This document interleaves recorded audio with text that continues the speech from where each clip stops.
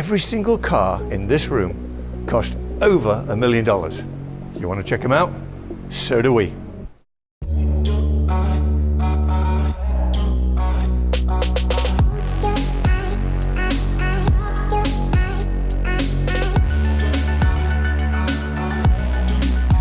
So today we're at the Petersen Museum with Brian Stevens, who is the Director of Exhibitions. Thank you so much for showing us these amazing cars. Of course, yeah, pretty spectacular group of cars we have here for you. Amazing. Yeah. Before we get into it, just want to mention to you our sponsor today is NordVPN. And Adam, tell them all about it. So NordVPN is a VPN service. It is the fastest one out there. They have 5,200 plus servers in 60 countries. And why would you need to use a VPN? Well, number one, security. Number two, if you would like to get content or game or anything that you need to access from another country, but you're not physically there. So for example, I live in California, but I like to play computer games with my friends back in the UK. So all I do is go on to my computer, I select a server in the UK, in London, for example, and now I can go and game on those European servers with my friends. Similarly, if I want to watch TV from the UK, if Michael wants to watch the snooker, then he can go on there and he can select a server in the UK, and that will allow him to stream content that is only available for people in England, even though he is sat in his nice house up in Beverly Hills. So it's also blisteringly fast. It is blisteringly fast. It is a great service, and we have a special offer for you. 70% off plus an extra month on a 2-year plan. All you have to do is go to nordvpn.com/ProducerMichael, and I will link that in the description. They should have flashed up on the screen as well. So yeah, there you go, guys. Enjoy that deal, and I am ready to go and look at some hypercars. Me too. Let's do it. So my understanding is there's 10 cars in this room. Yep. Every one of them costs more than $1 million new. And many of them are worth far more than that now. Oh, I'm sure, yeah. I'm sure. And it all started with this guy, right? It did, with the Bugatti Veyron. Bugatti in the mid-2000s did something very revolutionary in a way with this car. They actually priced the car at over $1 million deliberately, not because that made perfect economic sense or that's what the materials cost or the production cost, but it's because by pricing it at $1 million, it became a very exclusive car, in a sense creating a new echelon of the automotive market. The $1 million club. The $1 million club. And after this car came out, any car costing less than $1 million was sort of second tier. Poor Ferrari F8 and all the other ones, right? Exactly. So every single thing in this room costs more than $1 million, owing largely to the fact that this car cost over $1 million. And this was one of the fastest cars ever built, correct? At the time that it was built, it was the fastest car in the world, and it, alternating with some of the other cars in this room back and forth over the years, this one has been the fastest car in the world, followed by some of the others, then this one again, and back and forth. Bugatti continues to compete with Koenigsegg, Hennessey, and others for that title. Amazing, amazing. Yeah. One of my favorite cars is this one, the LaFerrari. LaFerrari Aperta, yeah. Aperta being the open-top version of the standard LaFerrari. One of 3 cars, 3 hybrid cars, all came out in the 2010s. Porsche 918 Spider was another one. And the McLaren P1, all of them sort of proving the concept of hybrid propulsion in an ultra-high performance car, and really conveying the fact that it's a totally viable propulsion solution. Gorgeous. This is a fabulous spec. It's actually one of the prettiest specs I've seen. It is. It's unless you might not be able to see in the camera, but it's not solid black. It's a very it's a metallic black, and really, really sparkles with a coarse kind of metal flake in there. Gorgeous. And then the Aventador. Well, this is the Centenario. It looks like an Aventador. Oh, same thing. Actually, I'm not a huge Lambo fan, although I've owned a ton of them. You could be forgiven. Lamborghinis all share a very similar sort of faceted aesthetic. Did you hear that, guys? Yeah, I can be forgiven. Yes. Remember, I can be forgiven. He doesn't speak for me. And unless you're a real Lamborghini fan, you might not notice all the subtle differences between this and the car it was based on. But this is the Centenario. It's beautiful. Limited edition, more valuable than the Aventador or any of the other Lamborghinis produced at the time. Highest performance. It's 4-wheel drive, 4-wheel steering. In fact, V12. It's at the time it was the top Lamborghini produced. Now I believe the equivalent model is the Sian. And Lamborghini continues to produce sort of their top level limited or few off models, I believe they call them, when they make a very small number. It is spectacular, absolutely, and in the exposed carbon fiber. Yep, with blue accents, kind of like the very subtle red accents on the LaFerrari over there. This one has just very minimal blue accents to complement the carbon. And then the Pagani. The Pagani, yeah, this one's very special. This one really illustrates that for people who are in the market for hypercars, often the base model or the car as it comes from the factory is not enough, and they like to take it to yet another level of uniqueness and extremity of cost. aesthetics and exclusivity. And this is owned by Manny Koshbin here in the Los Angeles area.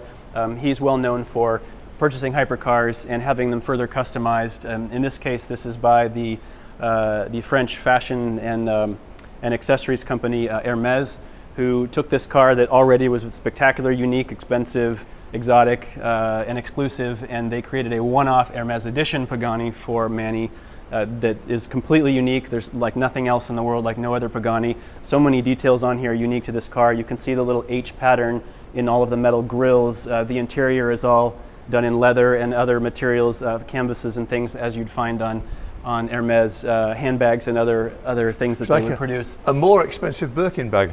Exactly, yes. So it's a unique color and everything like that. Totally unique.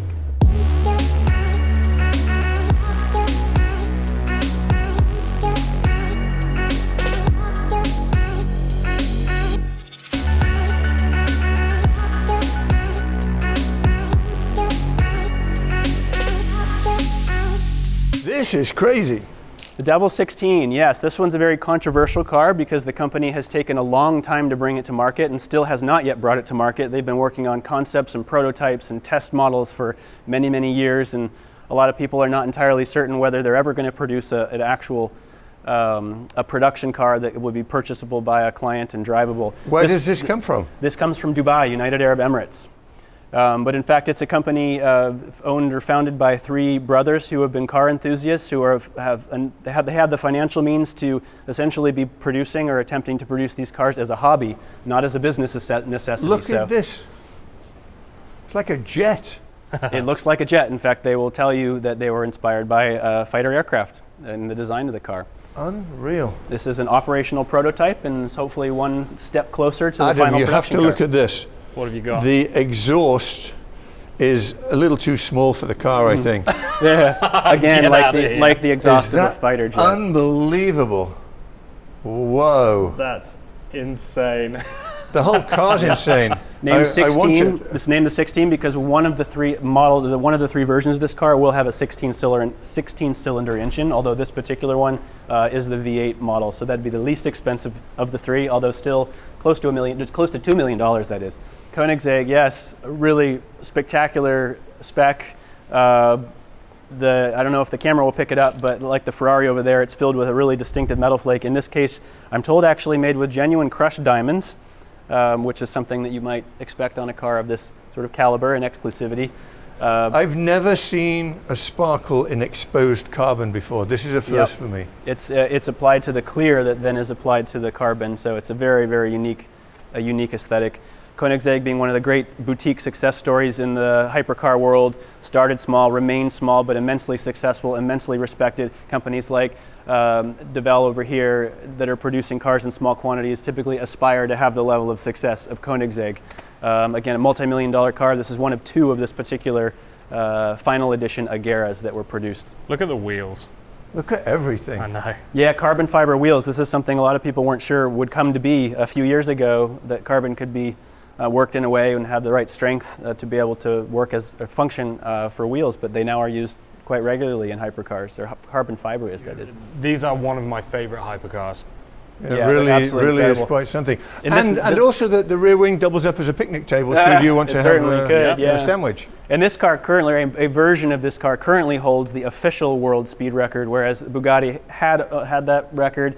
Koenigsegg currently has it. Hennessey over here has attempted to have it. I don't think they have the official record, although they've gotten at speeds certainly that vie for the record. Basically, these three companies, Hennessey, Bugatti, and Koenigsegg, are constantly battling for that title. And right now held by Koenigsegg, I think Thor. Hennessey's That's the about name to of try this and car. beat it. This is one of Dan's cars. This is one of Dan's cars, exactly. Very nice. Hennessey Venom, yes. So I had mentioned Hennessey, an American company, going against Bugatti and Koenigsegg to try and be the fastest. Hennessey has stated just very matter-of-factly the whole reason for building this car is to build or to be the fastest in the world.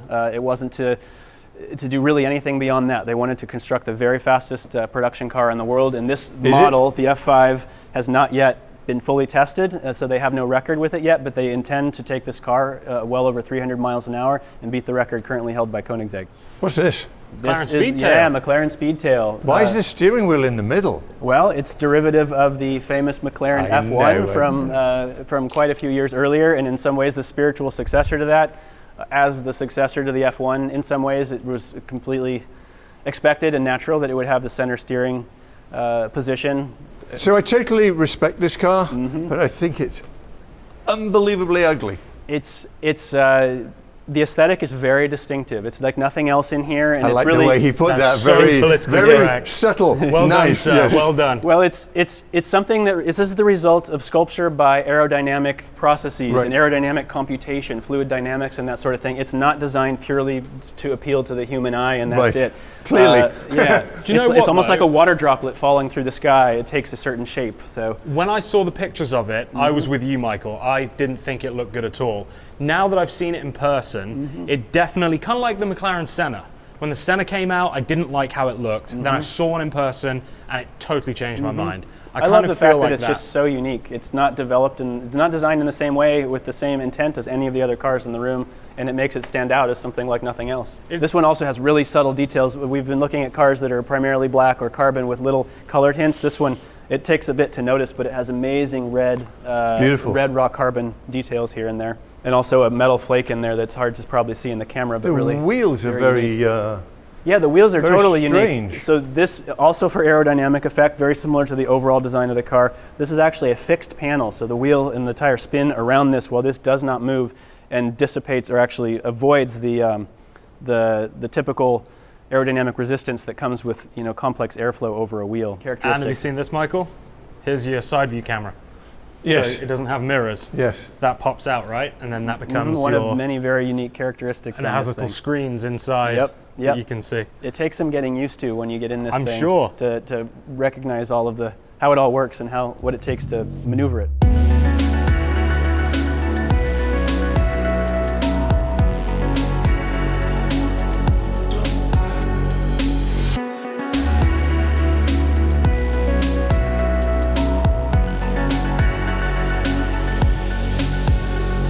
Wow, Michael, come and look at this from the back.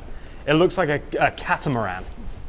It really This does. car is massive. It's We had huge. no idea that it was this big, and when it showed up, we were all blown away. This is the Nio EP9, Nio EP9. I've never heard of that. a Chinese-based company, although they have offices here in California and in Europe. Chinese-based company that built this car, the Nio EP9, that is, to really prove themselves to the world. After producing this car, they're going to move on to build much more commonplace cars, sedans, and SUVs. Am I saying this correctly? You'd have to climb in.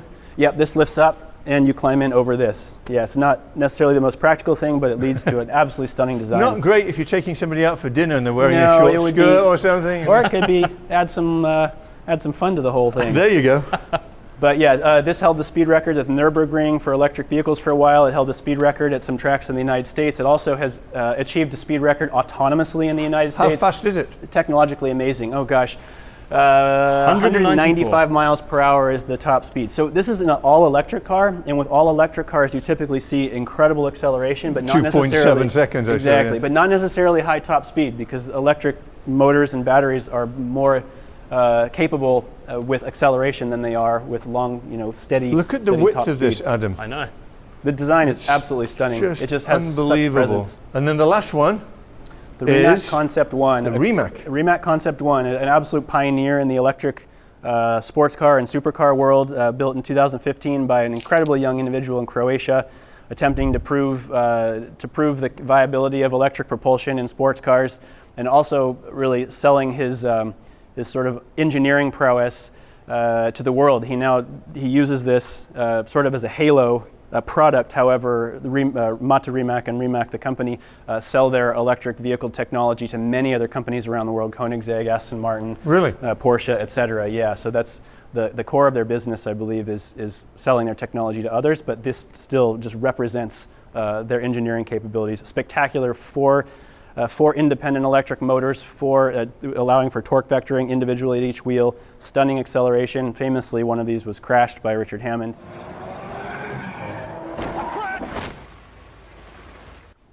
This was one of 8, now it's one of 7 that remain. So he made them more rare. He put made the them price more up. There you rare, go. although the one that was crashed does still exist and is still owned by the company, and they're still trying to figure out exactly what to do with it, but it's kind of a charred shell. Right. Didn't that thing burn for like 3 days? It burned for quite a while, yes, and it's in some ways the fact that he emerged alive is a testament to some of the qualities of this car. Yeah, because it was a crazy It crash. was a crazy, crazy crash. It was pretty intense, and if you watch the video of it, you would not expect someone to have made it out alive. Well, this has been amazing, and can't thank you enough. Of course, yeah. Really, love sharing. really incredible collection of uber $1 million cars. Exactly, yeah, the most extreme in the world. Well, thank you again. Of course, yep. Thank you again. Thanks for coming by.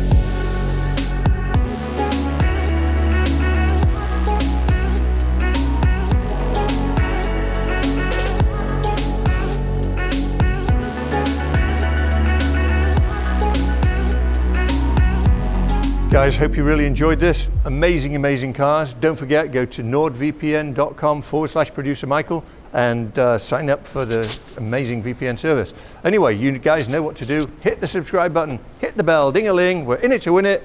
See ya. Do you love Formula One? I certainly do. I know Adam does. You want to see a bunch of them all in the same room? Let's go do it.